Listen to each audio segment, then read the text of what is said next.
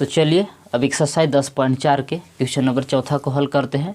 तो देखिए चौथा क्वेश्चन क्या कह रहा है जी। तो चौथा क्वेश्चन ऐसे है कि so that A vector minus B vector cross A vector plus B vector equal to A vector cross B vector. मतलब ये LHS दिया हुआ है जी, और LHS से हम लोग को क्या RHS लेके आना है, तो 2 इंटू ए वेक्टर क्रॉस बी वेक्टर, मतलब ये सिद्ध करेला है।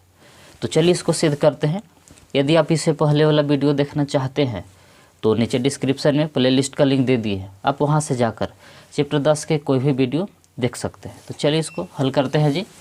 तो देखिए सबसे पहले इसको LHS लिख लेते हैं जी। तो देखिए LHS क्या है, तो LHS ऐसे है कि A vector minus B vector cross A vector plus B vector. देखिए क्या किए, जो LHS दिया हुआ था LHS लिख लिए। अब यहाँ से देखिए करेला का ऐसे ए वेक्टर से दोनों आगे वाला में गुना करेंगे। क्या करेंगे जी, तो ए वेक्टर से ए वेक्टर प्लस बी वेक्टर में गुना करेंगे, फिर माइनस बी वेक्टर से गुना करेंगे दोनों में, ए वेक्टर और बी वेक्टर में। तो चलिए पहले गुना करते हैं। कैसे गुना करते हैं इसे देखिए जी। ए वेक्टर से ए वेक्टर में गुना किए तो इसे हो जाएगा कि A vector dot cross, sorry cross वाला है तो क्रॉस हो गई है, A vector cross A vector.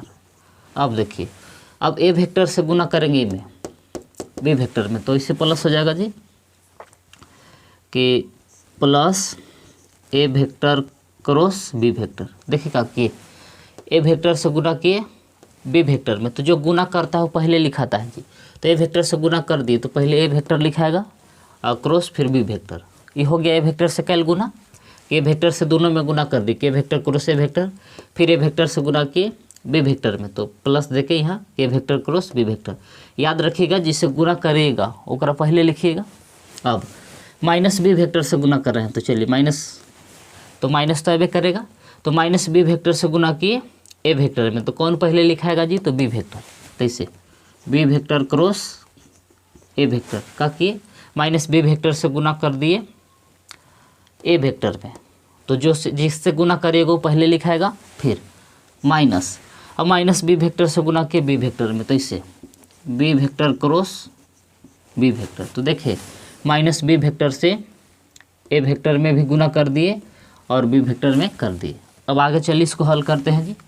तो पीछे हम आप लोग कैसे बताए थे जी कि A vector cross A vector करिएगा तो हमें 0 आ जाता है, के वेक्टर क्रॉस ए वेक्टर का होता है जी 0, और B vector cross B vector करिएगा तो इसका भी मान का हो जाता है 0। अब ये वो बताए थे सूत्र जी कि A vector cross B vector बराबर आप ऐसे लिख सकते हैं कि minus B vector cross A vector. ये देखिए पीछे हम आप लोग के सूत्र लिखवा दिए हैं पीछे वाला वीडियो में, के वेक्टर क्रॉस ए वेक्टर करिएगा तो 0 आएगा, फिर B vector cross B vector करिएगा तो 0, और फिर यह था के वेक्टर क्रॉस बी वेक्टर बराबर आप ऐसे लिख सकते हैं कि minus B vector cross A vector. ऐसा सूत्र इसमें है जी। तो चलिए लगाइए।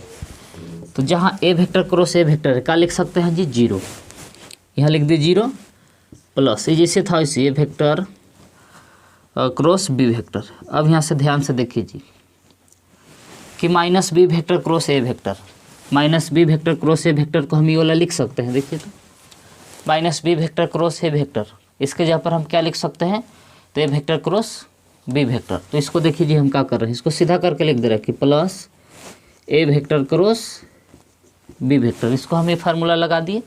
अब minus B vector cross B vector, उसके जगह पर क्या लिखेंगे 0, तो इसके जगह पर लिख दिए 0। अब देखिए तो 0 तो इसी खत्म हो गया जी। ए वेक्टर क्रॉस बी वेक्टर एगो यहाँ है जी, फिर ए वेक्टर क्रॉस बी वेक्टर एगो यहाँ है, एक गो है, दोनों को जोड़ेंगे तो ये लोग कैगो हो जाएगा, 2 गो हो जाएगा। तो इसे लिख सकते हैं कि बराबर 2 ए वेक्टर क्रॉस बी वेक्टर, यानी कि 2 गो था, एगो यहाँ था एगो यहाँ, दोनों को जोड़ दिए तो हो गया 2 इंटू ए वेक्टर क्रॉस बी वेक्टर। यही सिद्ध करना था जी, RHS आ गया, RHS सही ना सिद्ध करना बोल रहा था कि 2 इंटू ए वेक्टर क्रॉस बी वेक्टर सिद्ध कीजिए। तो ये हम लोग सिद्ध कर चुके हैं, ये हो गया प्रूव्ड। तो ये हो गया इसका फाइनल आंसर। आप चाहे तो वीडियो के रोक के नोट कर सकते हैं जी। तो चलिए अब क्वेश्चन नंबर 5 को हल करते हैं। तो देखिए क्वेश्चन 5 क्या बोल रहा है। तो क्वेश्चन 5 में इसे बोल रहा है कि लेमडा और म्यू का मान ज्ञात कीजिए यदि कि 2i cap plus 6j cap plus 27k cap cross i cap plus lambda j cap plus mu के कैप बराबर 0 वेक्टर है, तो लेमडा का मान ज्ञात करना है जी। तो चलिए पहले हम लोग को क्या करना होगा, तो ये पहला वेक्टर और दूसरा वेक्टर दोनों को क्रॉस प्रोडक्ट करना होगा, मतलब क्रॉस गुना करेंगे तब निकलेगा म्यू लेमडा के मान। तो चलिए गुना करते हैं। तो चलिए जो क्वेश्चन दिए हुए पहले उसको लिख लेते हैं जी। तो क्वेश्चन ऐसे है कि 2i cap plus 6j cap plus 27k cap, ये पहला वेक्टर है क्रॉस। फिर बी वेक्टर ऐसे है कि i cap plus lambda j cap plus mu के कैप बराबर उधर देवल है 0 वेक्टर। जो क्वेश्चन दिया था उसको हम लिख लिए। हम आप लोग को बताया है कि क्रॉस गुना कैसे करते हैं जी। तो क्रॉस गुना करने से पहले आपको डिटर्मिनेंट चिन्ह लगाना होगा, इसे सारणिक चिन्ह लेना होगा। जैसे सारणिक चिन्ह लेने के बाद इसमें से लिखना पड़ता है आई कैप फिर जे कैप और फिर के कैप, ये लिख दिए। ये दोनों वेक्टर के लिए आई कैप जे कैप और के कैप हो गया।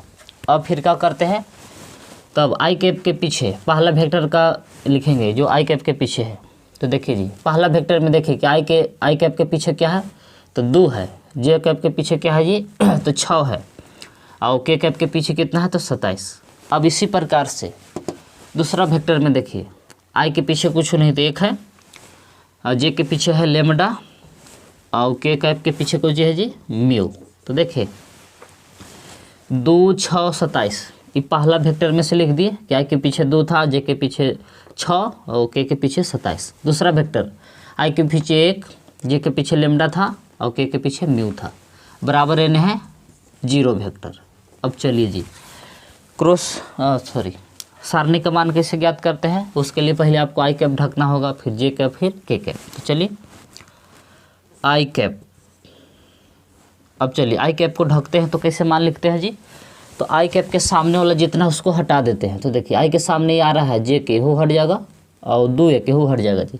यानी कि आई को ढकने के बाद 4 गो बचता है, मतलब हमेशा एओ के ढकेगा तो 4 गो बचेगा। तो 4 गो बचा तो 3 गुना ऐसे उड़ा दिए। तो 6 गुने म्यू, तो 6 म्यू हो जाएगा जी माइनस, यही ना 4 गो बचल है। तो 6 गुने म्यू किए तो 6 म्यू, और लेमडा गुने 27 तो इसे होगा कि 27 लेमडा। अब इक्वल गुना हो गया। अब इसी तरह से बीच में माइनस लेना पड़ता है जी, पीछे वाला वीडियो में विस्तार से हम आप लोग को बता चुके हैं।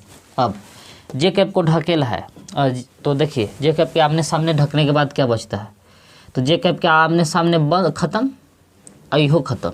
तो 4 गो बचेगा, ये 2 और म्यू बचल है 1 गुने 27 करेंगे। तो चलिए 2 गुने म्यू किए तो 2 म्यू बीच में माइनस 1 गुने 27, ये कैसे लिखे जी। तो जे कैप के आमने सामने सबको हटाने के बाद 4 गो बचा इसे कि 2 गुने म्यू, तो 2 म्यू बीच में माइनस होता है 1 गुने 27 तो 27 प्लस, इसके बाद लेते हैं के कैप। शुरू वाला प्लस होता है, बीच वाला माइनस, फिर लास्ट वाला प्लस होता है ना जी। और के कैप को आमने सामने हटाइए जी। तो देखिए के कैप के आमने सामने पूरा खत्म, यहू पूरा खत्म। तो क्या बचा, ये है ना 2 गो बचा इसे, ये दोनों। तो 6 गुने नहीं, पहले 2 गुने लेमडा, तो 2 लेमडा हो जाएगा माइनस 1 गुने 6। तो देखिए जे कैप को हटा आमने सामने हटा दी, ये वाला तो बचल है 2 गो कि 2 गुने लेमडा के, तो 2 लेमडा 1 गुने 6, तो 6 बीच में माइनस होबे करता है बराबर। अब देखिए ये 0 वेक्टर है, तो 0 वेक्टर का हम इसे लिख सकते हैं कि 0 आई कैप, 0 जे कैप, 0 के कैप। 0 वेक्टर को हम कैसे लिख दिए जी, आई जे के कैप लगा दिए, फिर 0 से गुना करिए तो फिर तो 0 आ जाएगा। मतलब 0 वेक्टर को इसे हम लिख सकते हैं। वैसा क्यों लिखे से थोड़ा आगे पता चलेगा। तो देखिए अब यहाँ से लिखने के बाद करेला कुछ ऐसे, देखिए जी आई के पीछे जो कांस्टेंट है और इसमें जो आई के पीछे कांस्टेंट है उसके बराबर कर लेगा। इसमें जे कैप के आगे पीछे जो कांस्टेंट है, जे वाला कांस्टेंट के बराबर करेगा, के वाला कांस्टेंट के वाला के बराबर करेगा। तो कैसे करेंगे, चाहे तो अब तीनों के बराबर कर सकते हैं। ये भी 0 के बराबर होगा कि 2 म्यू माइनस 27, ये भी बराबर 0 हो जाएगा। जे कैप वाला जे कैप के बराबर करेगा और के कैप वाला के कैप के, तो 2 लेमडा माइनस 6 बराबर 0, ऐसे कर सकते हैं। तो इस बात को इसे लिखना पड़ेगा कि इक्वेटिंग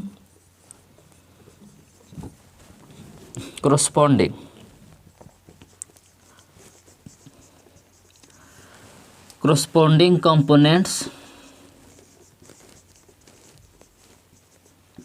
on बोथ साइड। एक मतलब ही हुआ जी कि दोनों ओर संगत घटक को बराबर करने पर, तो संगत घटक ही हुआ कि आई कैप वाला आई कैप के बराबरी करेगा जी, जे कैप वाला जे कैप वाला के बराबरी करेगा और के कैप वाला के कैप के बराबरी करेगा। तो चलिए ऐसे चाहे तो दुई पर हम लोग का काम हो जाएगा, जैसे म्यू और लेमडा के मान निकाले ला है, तीनों के बराबरी करिएगा जीरो के तो कोई दिक्कत नहीं है, या तो खाली जे वाला ही हम लोग बराबर कर लेते हैं, काम हो जाएगा जी।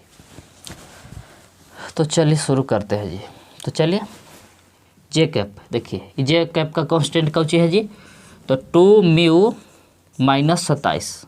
अब इन्हें जे वाला देखिए, जे वाला कांस्टेंट का है 0, एंड इसी प्रकार से के कैप वाला कांस्टेंट के कैप वाला के कांस्टेंट के बराबर करेगा। तो के कैप के इधर कांस्टेंट क्या है जी, इन है कि 2 लेमडा माइनस 6 बराबर होने 0।